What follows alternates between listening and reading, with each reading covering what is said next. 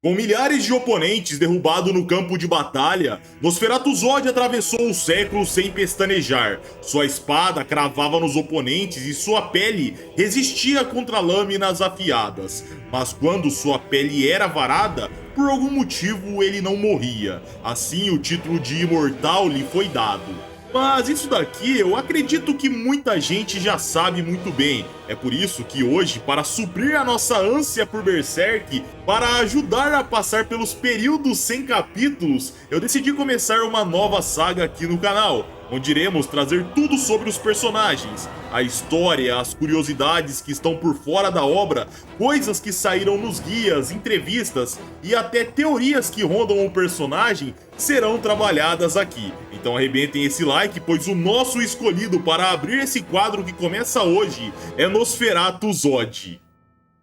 Na Era de Ouro, o Reino de Midland travava uma guerra feroz contra o Império Tudor. Com 100 anos de combates intermináveis, o rei questionou ao ver o ímpeto de uma cavalaria de Tudor. Abram aspas. Não há ninguém que possa derrotar os demônios sombrios de Tudor? A resposta dessa pergunta foi dada para a gente logo em seguida, pois veio Gantz, vindo num único cavalo e dizimando a cavalaria poderosa. A partir daí, o bando do Falcão começou uma investida feroz, desequilibrando totalmente a balança do poder nos últimos 100 anos. Por mais que os nobres torcessem o nariz, era inegável. O bando do Falcão era mortal. Acumulando uma sequência de vitórias, o bando foi adentrando em diversos lugares onde os Tudor se estabeleciam. Mas numa cidadela, havia um castelo comandado por um lorde chamado Fordice, líder de tal fortaleza Tudor. Mas mesmo quando ele foi derrotado, a guerra não cessou. Naquele dia, a balança por poder voltaria a ser equilibrada, pois em uma masmorra, um único ser continuava protegendo incessantemente o local, que supostamente abrigava tesouros. Ansiando pela riqueza a ser coletada, 50 membros do bando do Falcão adentraram o local. Mas pro azar dos 50 membros que serviam ao grupo de ataque de Gantz, foram dizimados por Nosferatu Zod. O mercenário lendário havia oferecido seus serviços ao Império Tudor a fim de proteger aquela cidadela. Porém, aquela proteção era uma mera desculpa. Zod queria a guerra, pois sem se importar que a maioria dos Tudor havia sido dominada, ele fez gritos ecoarem da masmorra, e quando Gantz descobriu isso, ele decidiu adentrar o local sozinho, ordenando que ninguém o seguisse. Se havia um guerreiro capaz de dominar 50 dos seus, ele o faria pagar. Ao adentrar o local, Gantz encontrou um banho de sangue, como se fosse uma tempestade assolando o local, uma fera demoníaca dizimando tudo ao seu redor. Os corpos estavam despedaçados, as armaduras destroçadas com tal ferocidade. Mas lá, Gantz começou a combater Zod, e o mesmo até recebeu elogios do Imortal por aguentar sua espada. Mas a partir do momento em que Gantz decidiu mirar na espada e a destruiu, ele lançou um golpe poderoso no ombro que rasgou a carne de Zod. O Imortal ficou deslumbrado, pois ele foi o primeiro humano a conseguir cravar a lâmina tão fundo em sua pele nos últimos 300 anos de matança. Foi aí que Zod revelou sua verdadeira forma, pois Gantz era digno de sua força total. Com golpes que destruíam rochas e um andar que causava tremores, Zod mostrou um nível que estava em outro patamar. Assim, o bando do Falcão decidiu ajudar o capitão de ataque, mas as flechas não podiam causar dano no Imortal. Os corpos eram destroçados com o toque daquela criatura. Então o Falcão, o líder, Griffith, decidiu intervir. Ele foi ajudar Gantz e naquele dia, ele foi a segunda pessoa a ferir o Imortal. Novamente, Zod ficou deslumbrado. Num único dia, seus 300 anos soaram como uma piada. Porém, ele garantia: no mesmo dia ele iria ceifar a vida desses dois. Mas lá, ele viu algo no pescoço do Falcão, o berrelite vermelho, a pedra da mão de Deus. Na hora, Zod gargalhou e entendeu a armação do destino. Então aquele era o plano das entidades que ele servia. Assim, o Imortal quebrou o teto da masmorra e com o brilho do luar sobre a sua pele, ele fez uma profecia para Gantz, abram aspas: se esse homem o considera um verdadeiro amigo, é bom que saiba que no momento em que suas ambições fracassarem, a morte virá atrás de você. uma morte certeira, da qual jamais escapará. Depois disso, Zod disparou para o céu. De longe, viram algo gigante saindo da cidadela como um raio. E em seguida, um demônio alado voando para longe. Ou seja, galera, nesse dia, Zod se curvou para o destino que pairava sobre Griffith, pois ele entendeu que o mesmo era um escolhido.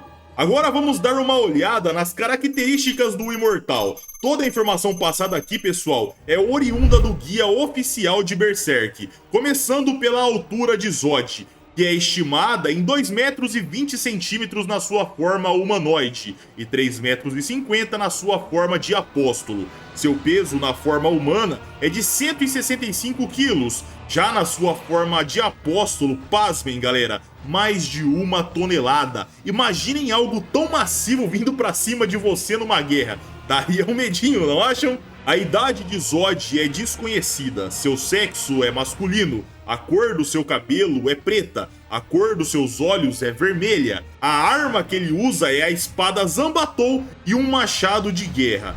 O conceito do autor para o personagem é um guerreiro e um seguidor. Já a descrição é a seguinte: Zod é um grande inimigo de Guts e Skull Knight. Ele é um guerreiro lendário entre os mercenários. Passou longos anos no campo de batalha até se tornar um apóstolo. Sua maior alegria é lutar contra um forte adversário, tendo ele travado várias batalhas mortais contra Guts e Skull Knight. Atualmente, ele é um dos líderes do novo bando do Falcão. Às vezes, em tal bando, ele age como um honrado guerreiro, mas também de acordo com a vontade de seu mestre Griffith. E Zod não é um berserk. Fechem as aspas agora para a ficha e vamos bater um papo, galera. Vocês prestaram atenção nessa última frase? Ele não é um berserk? Tal título vem popularmente dos antigos e ferozes guerreiros nórdicos, que estavam relacionados a um culto ao deus Odin. Eles despertavam uma fúria incontrolável antes de qualquer batalha, e no combate dizimavam seus inimigos. Existem outras origens para o nome Berserk, mas não vamos entrar nisso aqui, pois o que o Miura quer dizer com a palavra é um guerreiro descontrolado. Ou seja, Zod não é como Guts, podemos dizer que ele se tornou até mesmo um cachorro domesticado. Já Guts é um cachorro que anda em grupo atualmente, sendo até às vezes tranquilo, mas sua real origem é de um cachorro descontrolado, um verdadeiro berserk. Agora, galera, vamos para as características oficiais do personagem. Primeiro, personalidade e ideologia. O grande sonho do Imortal é lutar contra guerreiros fortes. Ele é um seguidor que, ao invés de maltratar os fracos, busca ter uma batalha mortal contra fortes inimigos, com um ardente espírito de luta. Ele possui uma personalidade forte, mas não se deixa levar por seus próprios desejos, e principalmente não deixa de sempre ver o contexto geral das coisas. Graças a essa personalidade, ele vê Guts como um rival, até mesmo mais do que os outros apóstolos, que são apenas fortes, pois apesar de Guts ser um humano, ele é um guerreiro valente, com habilidades e força de vontade capazes de ameaçar os apóstolos, então Zod valoriza isso. Atualmente, o Imortal é extremamente leal e curva-se obedientemente diante de Griffith, tornando-se seu subordinado. Passado, ele viveu 300 anos em meio a batalhas. Ouvia-se boatos que Zod havia morrido e renascido diversas vezes. Tornou-se imortal como o apóstolo e matou milhares de pessoas. Antes de se juntar a Griffith, ele sempre agia sozinho. Habilidades. Zod não é alguém que se vangloria da sua capacidade física como o apóstolo. Ele valoriza sua experiência aperfeiçoada em batalhas reais, tendo uma técnica feroz com a espada, chegando até mesmo a superar Guts em algumas ocasiões. Já como o apóstolo, além de seus upgrades físicos, ele possui uma excelente habilidade de voo, a qual utiliza como tática de combate.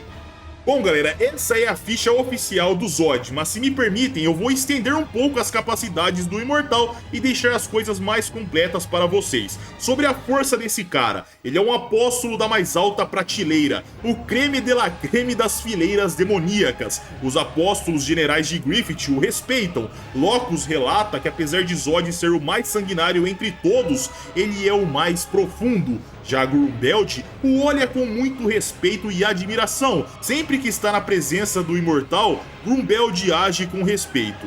E referente aos apóstolos abaixo da cadeia alimentar, só resta temerem o Imortal, pois Zod é aquele que sobrevive há séculos lutando contra a Skull Knight, um ser que se opõe diretamente aos membros da mão de Deus. A força de Zod é tamanha que com um simples aperto ele é capaz de esmagar um apóstolo. Se ele é tão forte assim, obviamente Zod vai lidar com ameaças humanas como se fossem diversão. Já sua resistência é formidável, mesmo na forma humana. Na Era de Ouro, Guts não podia abrir o Imortal ao meio. Enquanto ele fazia isso com humanos comuns, ele os abria com seus golpes únicos, Zod teve seus músculos rasgados, mas não a ponto de abri-lo. Na sua forma de apóstolo, seus músculos aumentam ainda mais. Sua pele e pelos ficam espessos, tornando ele praticamente invulnerável a golpes humanos. Mas se porventura ele vier a ser ferido gravemente, Zod pode simplesmente se regenerar.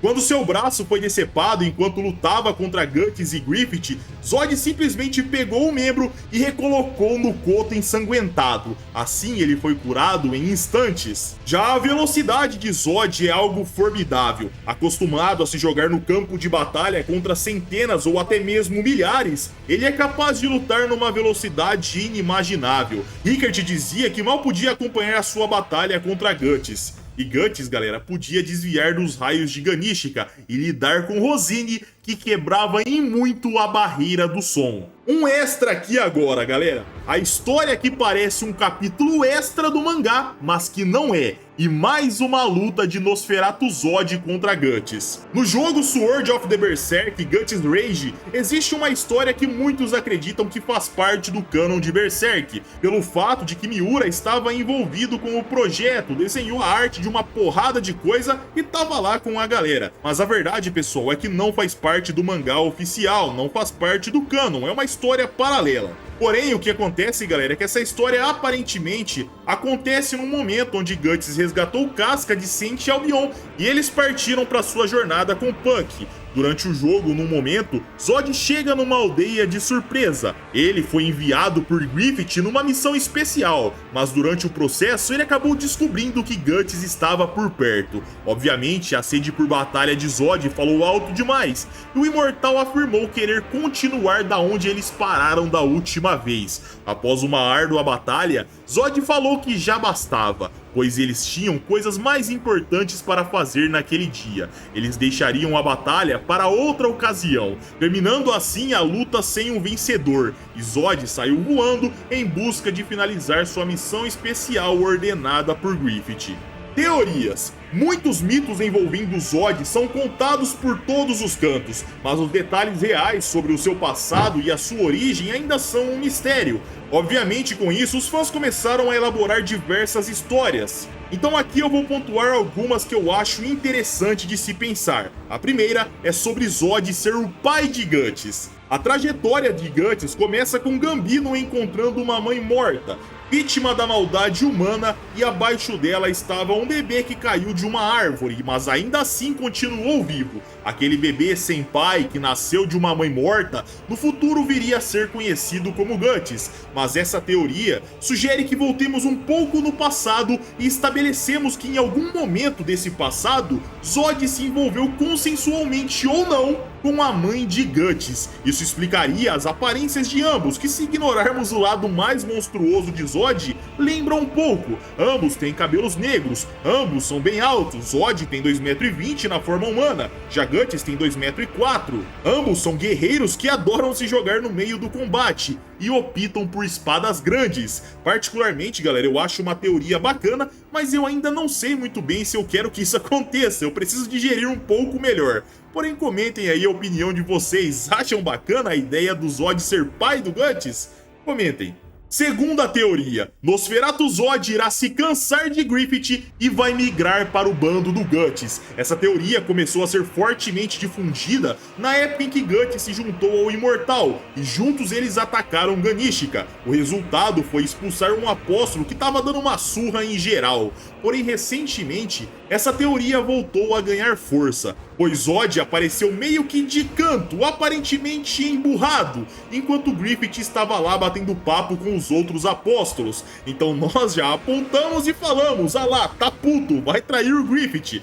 Mas será que isso realmente é possível? E na minha opinião, galera, é sim, essa teoria é muito mais plausível que a primeira, inclusive. Se lembrem que no primeiro eclipse, Zod ficou lutando contra a Skull Knight, ao invés de ir para o banquete do mal. O Rei Caveira questionou o porquê dele não se juntar, e o Imortal bradou as seguintes palavras, abram aspas, eu sabia que apareceria, a criatura que se opõe a nós há exatos 1000 anos. Skull Knight questionava, então deixaram-no encarregado de vigiar os portões, ó ser imortal? Zod respondeu, está brincando? Como se eu tivesse interesse nas orgias desses caras. O que me interessa são os bravos e os mais fortes. Sabe muito bem disso, ó meu velho amigo. Ou seja, galera, vocês perceberam que Zod ignorou o chamado da mão de Deus? Hoje em dia ele segue firmemente o Griffith. Porém, se porventura ele estiver ficando cansado das formalidades de estar num reino em meios políticos, Zod pode migrar pro elo fraco da guerra, pro lado de Guts, tudo em busca de combates. O Zod atual a gente sabe, ele engole seu ímpeto pelo Falcão, um deus,